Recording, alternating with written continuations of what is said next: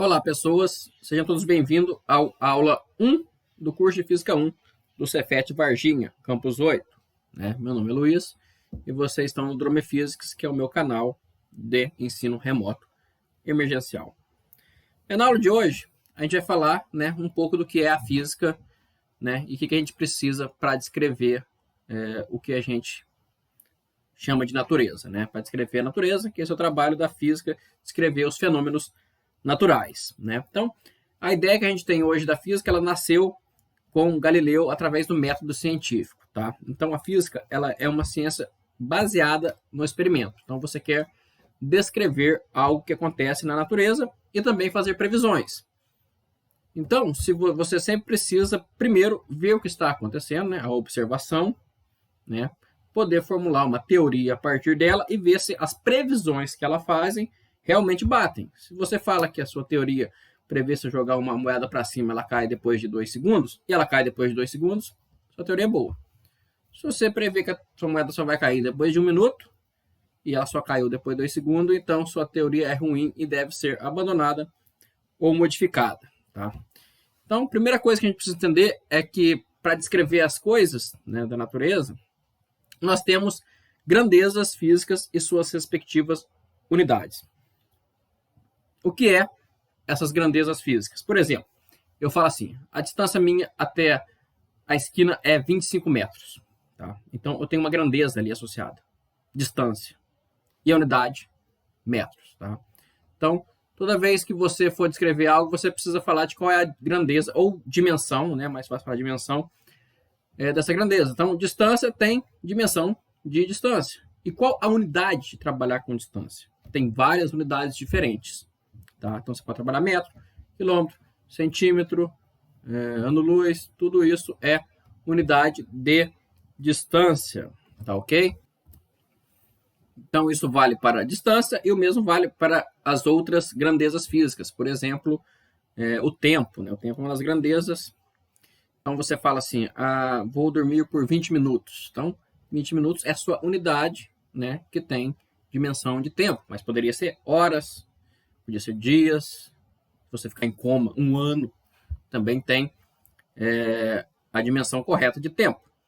Mas nunca você pode falar que a distância minha até, por exemplo, a rua é 20 minutos, Ou vou correr 4 litros. Essas coisas não fazem sentido. Então, definir primeiro quais são as grandezas, entender que tais grandezas têm unidades. A unidade vai nos ajudar, no final das contas, a ver coerência. Essas coisas estão coerentes se elas estão com as unidades corretas. Ok? Vamos escrever algumas coisas aí, então, para a gente já começar a anotar. Então, peguem papel, ou melhor, caderno e caneta, Vamos escrever aí, Então, coloca assim, a física é a ciência natural que está interessada em descrever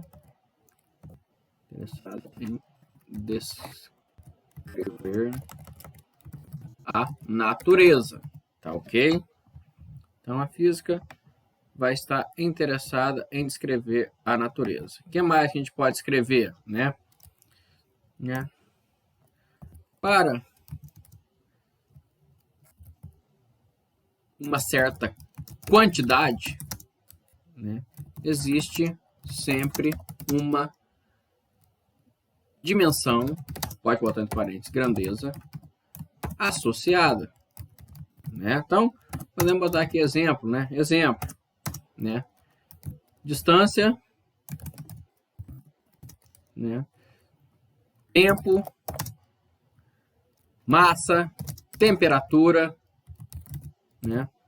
Tudo isso está relacionado, com as dimensões físicas, Então, distância tem dimensão de distância, temperatura tem dimensão de temperatura, tempo tem dimensão de tempo, etc. E, finalmente, cada grandeza física tem algumas unidades, Então, quando a gente for medir as coisas, por exemplo, a distância, no que ela pode ser dada? Pode ser dada em metro, quilômetro, centímetro, né? O que mais? Tempo. O que pode ser dado tempo? Pode ser dado em segundo, minuto, dias, anos, né? O que mais a gente pode colocar aqui? Massa, né? A massa pode ser dada em quê? A massa pode ser dada em quilogramas, em gramas, em arrobas ou em toneladas, né? Então, cada uma das grandezas físicas tem várias unidades, né? Algumas são mais práticas que as outras, dependendo da situação. Por exemplo, você fala qual é a sua idade, então você vai dar a sua idade em anos, não vai dar a sua idade em dias ou semanas, como algumas grávidas fazem, né? Então, cada caso é um caso, mas tem que ter coerência, né? Você nunca vai poder falar, né? Minha idade é 40 quilos, isso não faz sentido. E uma vez, né, que a gente tem aí as unidades, as grandezas físicas, né, a gente pode começar realmente a falar de medida, né? Vamos falar da medida. Então, para a gente fazer medidas na física, vai entrar o papel aí do observador, tá? O que é o observador? O observador é um ser hipotético, munido de régua, relógio e balança. Ele que vai ser capaz de observar, né, e definir o que está acontecendo ali, né? Então é muito importante você definir aonde está esse seu observador. Por quê? Porque observadores diferentes podem descrever o mesmo fenômeno de maneiras diferentes, mas ninguém está errado, tá? Vamos escrever isso aí, então, né? O observador é um ser hipotético munido de régua, relógio e balança, né? No qual é a partir do seu referencial que o fenômeno é o que ele está fazendo, né? Será descrito, né? Então, o papel do observador é muito importante, tá? Basicamente, em outras palavras, você vai falar aonde está a origem do seu sistema, tá? Então, vamos fazer aqui um bem simplesinho aqui, ó.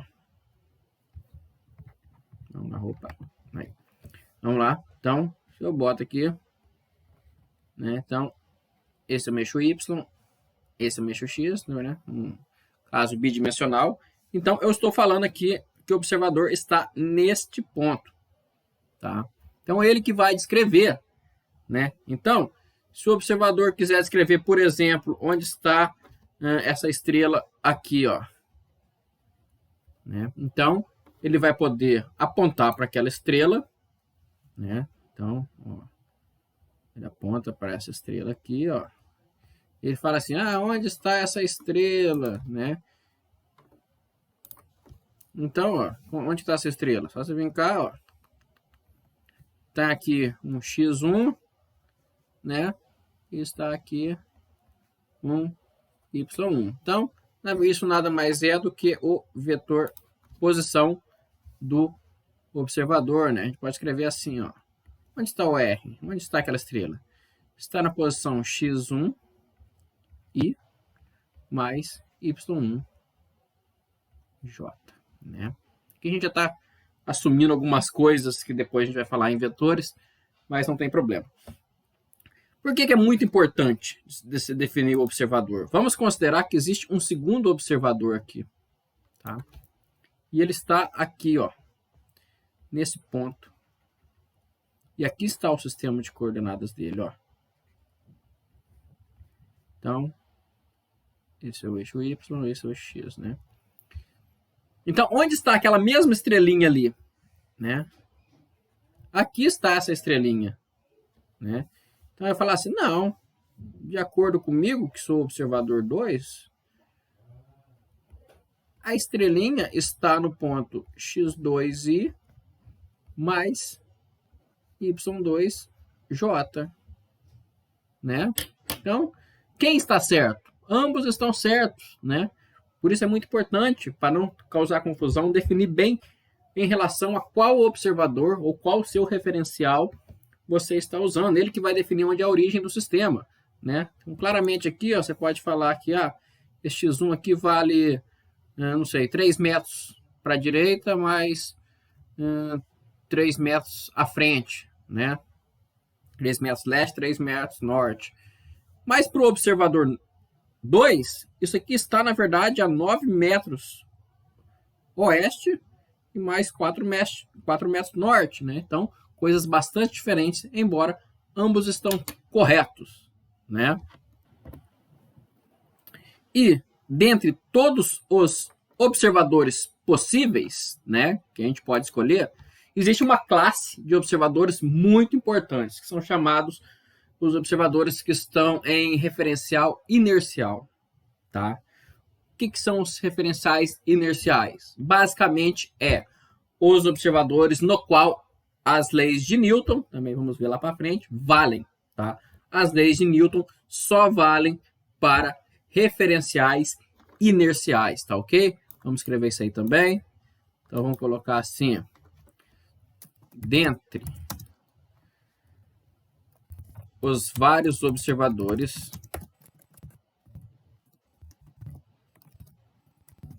possíveis, né, uma classe é destacada. 2 pontos. A classe dos observadores em referencial inercial, tá? Então, dentre todos os observadores possíveis, né, os observadores que estão em referencial inercial, eles são mais importantes, tá? Vou chegar para cá um pouquinho, assim, isso, né? Eles são mais importantes, né? Vamos botar aqui, ó, referencial inercial, tá? Por que que eles são mais importantes, né? Porque os referenciais inerciais são aqueles que valem, que as leis de Newton têm validade, né? Os referenciais inerciais são aqueles em que as leis de Newton valem, né? Basicamente é isso, né? Então, os que são os referenciais inerciais, né? No final das contas, vai ser aqueles que não estão acelerados, né? Estão ou em repouso ou em movimento retilíneo uniforme, né? Então, nele vale a segunda lei de Newton, força com a massa vezes aceleração. Porque se já estiver acelerado, né, você vai começar a descrever coisas estranhas, né? Pensa num carro fazendo a curva. Você está num carro fazendo uma curva, você vai sentir, né, a reação normal aqui do lado do carro, né, te empurrando, né? Então, esse referencial, você sente a aceleração, que não provém de forças, né? Na verdade, vem de forças fictícias, né? Então, os referenciais inerciais são aqueles que a segunda lei de Newton vale, né? Basicamente é isso.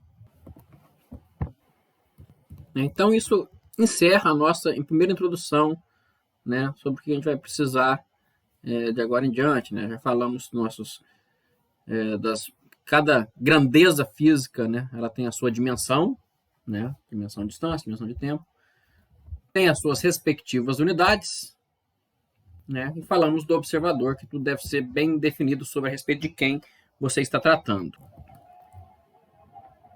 Para encerrar essa sessão, então, a gente vai falar agora do Sistema Internacional de Unidades, tá? O que é o Sistema Internacional de Unidades?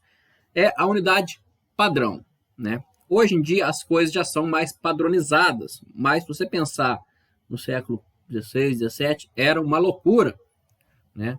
Os americanos ainda usam um sistema que é uma loucura, né? A gente usa aqui metro, quilômetro, centímetro, né? Então, tudo 10 em 10, beleza? O que os americanos usam? Polegada, braço, jarda, milha, né?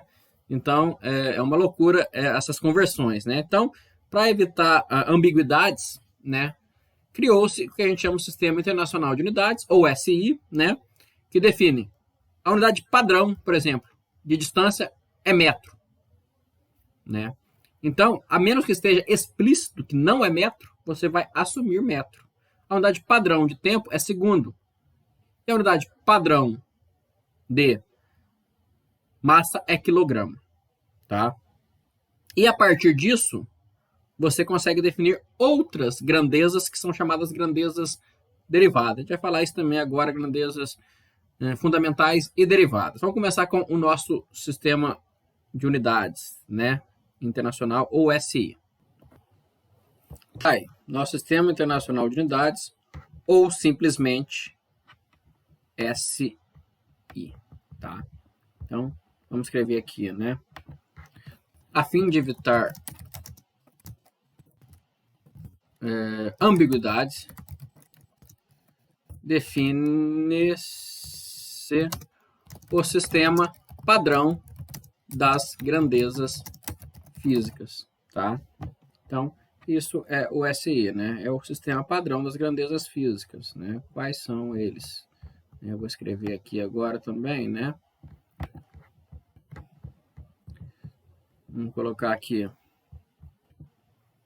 Define o sistema padrão das grandezas físicas, né? Por exemplo, então, exemplo, né? Massa, quilograma, tá? Tempo, segundo, e distância ou comprimento, metro, tá? Então, esses são os padrões do Sistema Internacional de Unidade, né? Ela tem outros, depois a gente vai ver em outras matérias, na eletricidade temos a carga elétrica, dada por Coulomb, em termodinâmica tem uma temperatura, que é dado por Kelvin, né? Esses são os sistemas internacionais, né? Então, essas três grandezas são chamadas de grandezas fundamentais, tá? A partir dela, a gente consegue outras grandezas, são chamadas de grandezas derivadas, né? Vamos escrever isso aí, né? Vou colocar assim, a partir destas grandezas, podemos colocar até assim, ó, MKS, tá? O que significa MKS? Metro, quilograma, segundo, né? É o SI, né? Podemos obter outras grandezas físicas relevantes, chamadas grandezas derivadas, tá? Então, as outras grandezas serão as grandezas derivadas. Quais são as grandezas derivadas? Né? Alguns exemplos. Por exemplo, velocidade. Velocidade é distância percorrida em relação a um tempo. Então, será dada por metro por segundo. O que mais? Força. Não, antes de força. Aceleração. Aceleração é variação de velocidade pelo tempo. Então, é metro por segundo, ou metro por segundo ao quadrado. Força. Força é massa vezes aceleração, tá? Então, será quilograma vezes metro por segundo ao quadrado, né? Então, elas são grandezas derivadas, né? Então, vamos colocar alguns exemplos aqui de grandezas derivadas. Velocidade, dada em metros por segundo. Aceleração, dada em metro por segundo ao quadrado, né? O que mais? Força, dada em quilograma vezes metro por segundo ao quadrado, né? Etc, né? Então, essas são as nossas grandezas derivadas, tá ok? Então, temos grandezas fundamentais e grandezas derivadas. Bem, essa encerra a nossa primeira aula. Na nossa próxima aula, vamos falar sobre vetores e escalares, tá? Então, vejo vocês lá.